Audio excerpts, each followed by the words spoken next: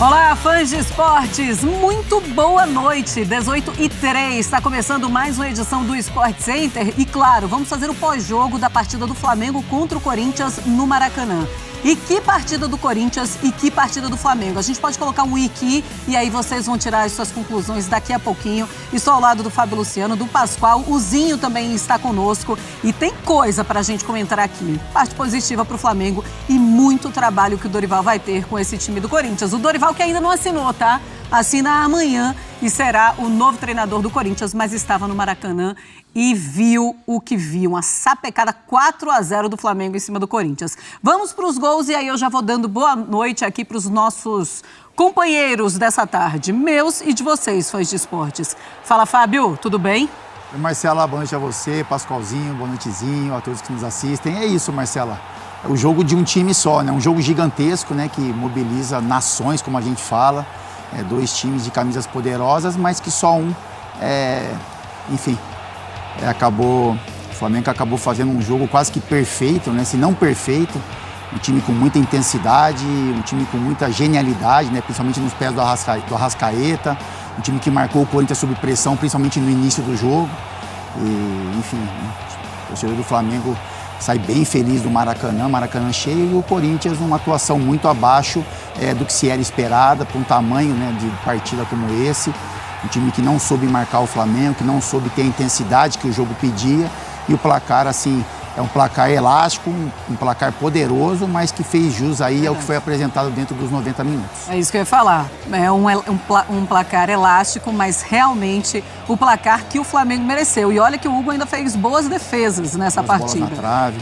E a boa notícia também, mais uma boa notícia para o Flamengo, Pedro titular, de volta à titularidade do Flamengo hoje. Zinho, boa noite, bem-vindo ao Sport Center. Tudo bem, Marcela? Boa noite para você, para o Fábio, Pascoal, fã de esporte.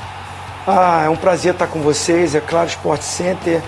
E colaborando, né, com aquilo que o Fábio falou aí, de um jogo de um time só, eu diria que, assim, do que eu vi no ano das exibições dos times brasileiros, essa foi a melhor partida de um time brasileiro no ano.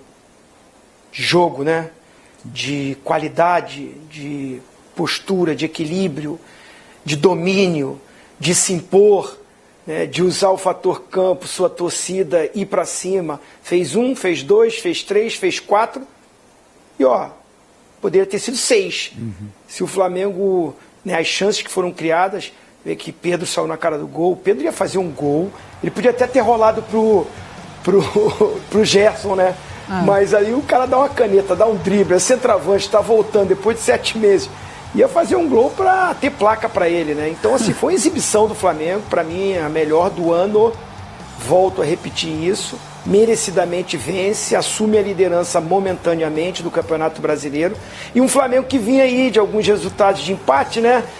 Mesmo criando mais chances, mas tinha algum já tipo de cobrança, oscilação da equipe, jogou na altitude, não rendeu o que podia render, tá com... Não é que corre risco sim na fase de Libertadores, fase de grupos, né? Para mim vai classificar, mas tem que jogar, e se jogar esse futebol que jogou hoje, Marcela, tem futebol para classificar e para brigar pelo título da Libertadores. Pois é, Zinho, na verdade, esse Flamengo, desde o começo da temporada, já falávamos, é um time que vai lutar por todos os títulos.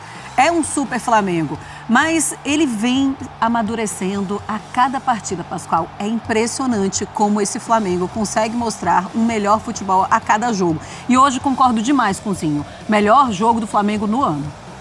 Concordo também. É bom a gente já chegar concordando com o Zinho quando ele volta de férias. É verdade, tem isso também. Isso dá uma certa vantagem pra gente, né? Isso dá uma certa vantagem pra gente. Boa noite, Marcela. Boa noite, Zinho. Saudade do Zinho. Aí, capitão, boa noite. Você veja como é que são as coisas, né? O Flamengo deu um banho de bola no Corinthians. Não é que isso... É muito distante. Por isso que o time do Flamengo é incomparável. É incomparável. Muitos as.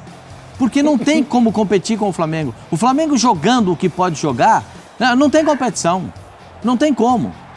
É um negócio absurdo.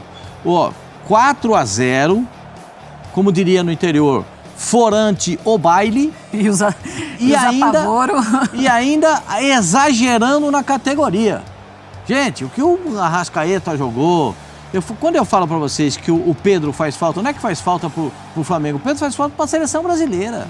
O Pedro é diferente dos outros, ele tem o perfume que a bola gosta. Se ele não dá o passe pro gol, ele faz o gol. Se ele ajeita a bola, é um baita jogador. Aquela de calcanhar que ele ajeitou no primeiro tempo, ele imaginou uma coisa e saiu outra completamente diferente. O treinador do Corinthians que está chegando, né, o Dorival Júnior, vai ter muita dificuldade para articular esse time. Hoje o Memphis se machucou, sem o Garro, que deve levar mais um bom tempo fora do time do Corinthians.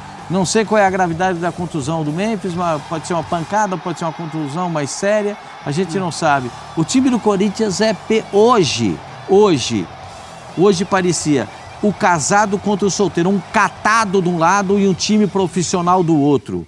Um time de profissionais jogando contra um time de meninos. Foi um banho de bola. A diferença entre o Corinthians e o Flamengo é alarmante. Eu sei que o torcedor do Corinthians pode ficar chateado e muitas vezes até pensativo. É bom que fique, porque o time do Corinthians é isso aí, gente. Mas é o campeão paulista. Mas essa é a diferença do Corinthians para o Flamengo, ou agora, nesse momento, o líder do campeonato. O Pedro tá voltando agora, não tá? Tá voltando agora. Quantos gols ele já fez? 3. É isso? Quantos gols ele já fez? São 4. 4, né? Porque foram 2 hoje. 4 gols e uma assistência hoje. Tá ruim. O Pedro é demais, gente. O Pedro é Pedro, Arrascaeta, Gerson, De La Cruz. O lateral direito arrebentou com o jogo. O lateral esquerdo foi inteligente. Gente, é muita coisa acontecendo ao mesmo tempo e coisa boa no Flamengo. No Corinthians, eu estava procurando o Romero. Tentei ver o Romero. O Romero parecia assustado. E o Roberto, quase nem Não, o Roberto não pegou na bola. Você viu ele pegar na bola? Pegou uma no cantinho ali que ele tentou uma... Gente, é muito pouco. E vamos falar sobre isso também. Se erra o Orlando ao escalar esse time do Corinthians, né? Porque um 4-3-3 do jeito que estava no Maracanã, sem ter um meio-campo mais forte, aí coloca o Romero. Que coloca o Romero, pelo amor de Deus. Eu já comecei a minha cornetagem também em cima do Orlando, mas o Orlando não estará à frente desse time do Corinthians, tá? Eu tenho uma tela para mostrar para os fãs de esportes que são os números desse jogo, desse Flamengo e Corinthians. 4-0, sexta rodada do Campeonato Brasileiro. Posse de bola do Flamengo, no final das contas, 53,5% contra 46,5%. Finalizações, 17-8. Finalizações no alvo, 6-2. Ações na área rival, 33-12. Grandes chances, 5-0. E escanteios, 10-3. Fábio, a gente fala aqui que muitas vezes esses números... Eles mentem. É a matemática do jogo, mas não foi isso que aconteceu. Hoje foi exatamente isso que aconteceu na partida. É que a posse de bola, Marcelo, quando a gente olha ali um pouco parecida, foram os momentos que o Flamengo deu a bola para o Corinthians, né? Que o Flamengo começa com uma intensidade muito alta, marcando sob pressão, tendo o controle do jogo. E aí, quando faz o gol, e o gol sai muito cedo, né? Antes dos 5 minutos. Então, o Flamengo abre o placar e, em algum momento do primeiro tempo, ele abaixa um pouquinho a linha, dá a bola para o Corinthians para jogar um pouco mais em contra-ataque, um pouco com as linhas mais próximas. Então, foi isso que aconteceu.